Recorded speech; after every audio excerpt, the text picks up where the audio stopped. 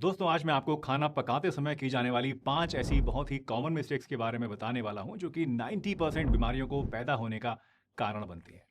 जी हाँ दोस्तों, हम लोग अपनी डेली कुकिंग में कई ऐसी छोटी छोटी मिस्टेक्स करते रहते हैं जो कि धीरे धीरे हमारी बॉडी पर नेगेटिव इफेक्ट डालती रहती हैं और एक टाइम पर आकर बड़ी बड़ी बीमारियों का रूप धारण कर लेती हैं।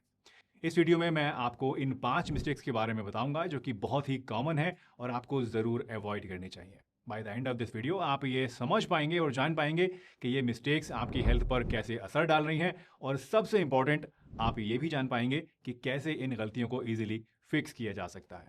तो अगर आप अपनी हेल्थ को बेटर बनाना चाहते हैं तो ये वीडियो एंड तक ज़रूर देखिएगा। तो सबसे पहला पॉइंट या गलती जो मैं आपके साथ डिस्कस करना चाहता हूं दोस्तों, वो है एक बहुत ही कॉमन हैबिट जो हम सबके किचन में की जाती है, जो कि है रोटी को डायरेक्टली आग के ऊपर सेकना। ये एक ऐसी गलती है जो हम सभी लोग अपने घरों में करते हैं और ऐसा इसलिए अक्सर करते हैं ताकि हमारी रोटी जल्दी से सीख जाए, टाइम से हो जाए और वो अच्छे से फूल कर खूबसूरत बन जाए। लेकिन क्या आप जानते हैं कि ऐसा करके असल में हम अपनी हेल्थ को रिस्क में डाल रहे होते हैं। दरअसल जब हम रोटी को आग के ऊपर, खास तौर से जो एलपीजी गैस होती है उसकी आग के ऊपर जब हम सेकते हैं डायरेक्टली, तो इससे क्या होता है कि इसके अंदर एक हार्मफुल केमिकल बनता है जिसे हम एक्रेलामाइड कहते हैं। ये एक्रेलामाइड बेसिकली तब बनता है जब हम खाने को बहुत ही हाई टेम्परेचर के ऊपर पका रहे होते हैं और स्टडीज ने ये दिखाया है कि ये एक्रेलामाइड कैंसर के रिस्क को बढ़ा सकता है। और साथ ही साथ एक दूसरी प्रॉब्लम जो इस तरह से रोटी को बनाने में आती है वो ये कि इससे रोटी अंदर से थोड़ी कच्ची रह जाती है, बाहर से सिर्फ पक जाती है। ये अंडर कुक्ड रोटी जो होती है ये आपके डाइजेशन को भी बुरी तरह से इफेक्ट करती है। तो अगली टाइम जब आप रोटी को बनाएं, याद रखिएगा कि आग पर डायरेक्टली इसको नहीं सेकना है, बल्कि पूरे टाइम तवे पर ही इसको आपको सेकना है और कपड़े से अच्छे से दबा दबा कर इसको फुला लेना है। इससे ये पूरी बढ़िया से पक भी जाएगी और आपकी सेहत को नुकसान भी नहीं देगी। दूसरी मेजर मिस्टेक जो कि अक्सर हम लोग करते हैं वो है रीयूजिंग कुकिंग ऑयल, यानी तेल को बार बार गर्म करके यूज़ करना। हमारे देश में दोस्तों ये एक बहुत ही कॉमन प्रैक्टिस है कि जब भी हम कुछ फ्राई करते हैं तो जो ऑयल बच जाता है उसे हम संभाल कर रख लेते हैं कि ठीक है, बाद में दोबारा इसमें हम कुछ ऑयल को गर्म करके तल लेंगे। ये सोचना कई किसी हद तक जायज़ भी है क्योंकि ऑयल इतना ज़्यादा महंगा जो हो गया है। लेकिन क्या आप जानते हैं कि ये एक स्मॉल कॉस्ट सेविंग हैबिट आपकी हेल्थ के लिए बहुत ज़्यादा भारी पड़ सकती है। जब आप ऑयल को बार बार हीट करते हैं तो ये अपना असली स्ट्रक्चर खो देता है। रिपीटेड हीटिंग से ऑयल में हार्मफुल केमिकल्स बनने लग जाते हैं, जैसे कि ट्रांस फैट्स और फ्री रेडिकल्स। ये ट्रांस फैट्स बैड कोलेस्ट्रॉल यानी एलडीएल को बढ़ाते हैं और गुड कोलेस्ट्रॉल को यानी एचडीएल को कम कर देते हैं और इसका सीधा सीधा असर आपके दिल की सेहत का पर होता है, जिससे कि हार्ट डिजीज का रिस्क बढ़ जाता है। Not only that, free radicals आपकी बॉडी में ऑक्सीडेटिव स्ट्रेस को भी इंक्रीज कर देते हैं, जो कि कैंसर और क्रॉनिक डिजीजेस का एक मेजर कॉज है। इसलिए कोशिश कीजिए कि फ्राई करने के लिए हमेशा फ्रेश ऑयल को ही आप यूज़ करें। कम ऑयल में फ्राई करने की आदत डालें जिससे कि ऑयल बचे ही ना, और अगर आपको ऑयल यूज़ करना ही पड़ता है, ये बच ही जाता है, तो इसे आप हमेशा बारीक कपड़े में छान कर रख लें और फिर कम टेम्परेचर पर इसको दोबारा से यूज़ करें, या फिर सब्जी बनाने में इसको आप यूज़ कर सकते हैं। डीप फ्राइंग में यूज़ नहीं करना है। एक बात का और ध्यान रखिएगा कि अगर आपको डीप फ्राइंग करनी है तो हमेशा ऐसे ऑयल्स का यूज़ करें जिनका स्मोक पॉइंट हाई होता है, जैसे कि सरसों का तेल, मूंगफली का तेल या फिर नारियल का तेल। ये ऑयल्स जो हैं ये हीट को ज़्यादा अच्छे से टॉलरेट करते हैं और हार्मफुल कंपाउंड्स को कम रिलीज करते हैं। अगली मिस्टेक है दोस्तों, दालों और अनाज को ठीक से वॉश और सोक नहीं करना। आपने देखा होगा कि कई लोग दाल या चावल को बस ऐसे ही जल्दी से धोकर और बिना पानी में भिगोए इसको डायरेक्टली कुकर में डालकर पका लेते हैं। ये एक ऐसी गलती है जिसका हेल्थ पर काफ़ी सीरियस असर होता है। देखिए, पल्सेस यानी दालों में और ग्रेन्स में, अनाजों में एंटी न्यूट्रिएंट्स होते हैं, जैसे कि फाइटिक एसिड इनमें होता है। ये एंटी न्यूट्रिएंट्स आपकी बॉडी में आयरन, जिंक और कैल्शियम जैसे मिनरल्स को एब्जॉर्ब करने में रुकावट डाल देते हैं। इसका मतलब है कि चाहे आप कितनी भी हेल्दी चीज़ें को खा रहे हो, आपकी बॉडी इन एसेंशियल न्यूट्रिएंट्स को सही से एब्जॉर्ब नहीं कर पाती है, क्योंकि ये एंटी न्यूट्रिएंट्स जो हैं ये उन्हें ब्लॉक कर रहे हैं। इसके अलावा दालों पर और चावल पर कई बार पेस्टिसाइड्स को बहुत ज़्यादा छिड़का जाता है, हार्मफुल केमिकल्स इन पर लगाए जाते हैं और वो डायरेक्टली कुकिंग के दौरान आपकी बॉडी में चले जाते हैं, और अगर आप इन्हें अच्छे से वॉश नहीं करेंगे तो ये रिस्क और भी ज़्यादा बढ़ जाता है।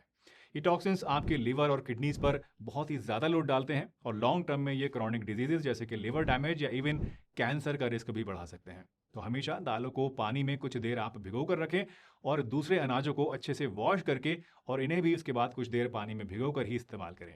ऐसा करने से जो एंटी न्यूट्रिएंट्स हैं काफ़ी हद तक न्यूट्रलाइज हो जाते हैं और आपकी बॉडी को न्यूट्रिएंट्स एब्जॉर्ब करने में आसानी होती है। नेक्स्ट कॉमन मिस्टेक जो मैं डिस्कस करना चाहता हूं दोस्तों आपके साथ, वो है सब्जी को छील कर खाना, जैसे कि गाजर, खीरा, आलू और कई और वेजिटेबल्स।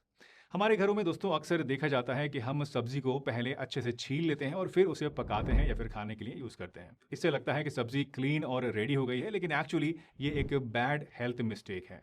देखिए, सब्जियों का जो छिलका होता है, स्पेशली गाजर और आलू जैसी सब्जियों का जो छिलका होता है, वो फाइबर, विटामिन्स और मिनरल्स का एक बहुत ही मेजर सोर्स होता है। फॉर एग्जाम्पल, गाजर के छिलके में बीटा कैरोटीन्स होते हैं, जो कि एक पावरफुल एंटीऑक्सीडेंट है और आपकी इम्यूनिटी और स्किन के लिए और आंखों के लिए बहुत बेनिफिशियल है। आलू की स्किन में पोटेशियम, आयरन और फाइबर होता है, जो कि डाइजेस्टिव हेल्थ और ब्लड प्रेशर के लिए बहुत ज़रूरी होता है। जब आप इस तरह की वेजिटेबल्स को पील करते हैं, छील लेते हैं, तो ये इंपॉर्टेंट न्यूट्रिएंट्स वेस्ट हो जाते हैं। इसका इफेक्ट यही होता है कि आपको वो फुल न्यूट्रिशन नहीं मिल पाता है जो इन्हें अनपील्ड खाने से आपको मिलना चाहिए था। इसलिए जब भी पॉसिबल हो तो वेजिटेबल्स को आप पील करने के बजाय उन्हें अच्छे से वॉश करें और इसके बाद ऐसे ही इनको काट कर पका लें या फिर सलाद में खा लें। ऐसा करने से आपका डाइजेस्टिव सिस्टम इंप्रूव होगा और आपको न्यूट्रिएंट्स भी अच्छी खासी मात्रा में मिलेंगे। तो जिन सब्जियों को आप बिना छीले खा सकते हैं या फिर पका सकते हैं, उन्हें ऐसे ही हमेशा खाइएगा, या फिर छीलने के बजाय अगर आपको छीलने का ज़्यादा ही शौक है तो आप उसको चाकू से घिस सकते हैं, रोल कर सकते हैं और उसके बाद उसको पका सकते हैं। सिर्फ अगर कोई ऐसी चीज़ सब्जी है जिसको छीलना ज़रूरी है, जैसे कि कटहल वगैरह या प्याज वगैरह, तो तब आपको इसको छीलना चाहिए। अदरवाइज जहाँ तक पॉसिबल हो, जहाँ भी पॉसिबल हो, बिना छीले ही आपको सब्जी को पकाना चाहिए या फिर सलाद में खाना चाहिए। Last but not the least, खाना खाने के बाद तुरंत चाय पीना भी हमारे यहाँ एक बहुत ही कॉमन हैबिट है और कई लोग सोचते हैं कि चाय पीने से डाइजेशन बेटर होता है। लेकिन क्या आप जानते हैं दोस्तों कि ये हैबिट आपकी हेल्थ के लिए भी बहुत ही ज़्यादा नुकसानदेह होती है। चाय में जो कंपाउंड्स होते हैं जैसे कि टैनिन्स और ऑक्सलेट्स, ये आपकी बॉडी में आयरन के एब्जॉर्प्शन को ब्लॉक कर देते हैं। इसका मतलब ये होता है कि अगर आप एक आयरन रिच मील खा रहे हैं या आपके खाने में जो भी आयरन है, चाहे वो पालक से मिले या किसी भी चीज़ से मिले, ये तुरंत चाय पीने से आपकी बॉडी में एब्जॉर्ब नहीं हो पाता है। ये बात उन लोगों के लिए और भी ज़्यादा इंपॉर्टेंट है जो कि वेजिटेरियन डाइट को फॉलो करते हैं, क्योंकि प्लांट से जो मिलने वाला आयरन होता है, जो नॉन हीम वाला आयरन होता है, वैसे भी कम एब्जॉर्ब होता है बॉडी में कंपेयर टू एनिमल सोर्सेज वाला आयरन। इसलिए आपको चाय अपने मील के तुरंत बाद नहीं पीनी चाहिए। खाना खाने के और चाय पीने के बीच में कम से कम आधा घंटे से लेके 1 घंटे तक का गैप ज़रूर होना चाहिए, ताकि आपकी बॉडी को अपने न्यूट्रिएंट्स, स्पेशली आयरन को अच्छे से एब्जॉर्ब करने का टाइम मिल जाए। तो दोस्तों, ये हैं वो 5 कॉमन गलतियां जो कि हम लोग रोज़ाना करते हैं और जिनका इम्पैक्ट हमारी हेल्थ पर काफ़ी बड़ा होता है। वैसे इन गलतियों ही की तरह स्वस्थ रहने के लिए कुछ ज़रूरी नियम भी फॉलो करना बहुत ही ज़रूरी होता है, ताकि आप हमेशा फिट और हेल्दी बने रह सकें। तो अब जब आपने इन गलतियों के बारे में जान लिया है, अब आप यहाँ क्लिक करके इस वीडियो को भी ज़रूर देखिएगा, क्योंकि इसमें मैंने आपको कुछ ऐसे नियम बताए हैं जो कि आपको हमेशा हेल्दी, फिट और फाइन रहने में मदद करेंगे। वीडियो पसंद आई हो तो लाइक कीजिए, चैनल पर नए हैं तो सब्सक्राइब कीजिए और हंसते रहिए, मुस्कुराते रहिए, रोज़ कुछ ना कुछ नया सीखते रहिए, ताकि आप रह सकें हेल्दी हमेशा।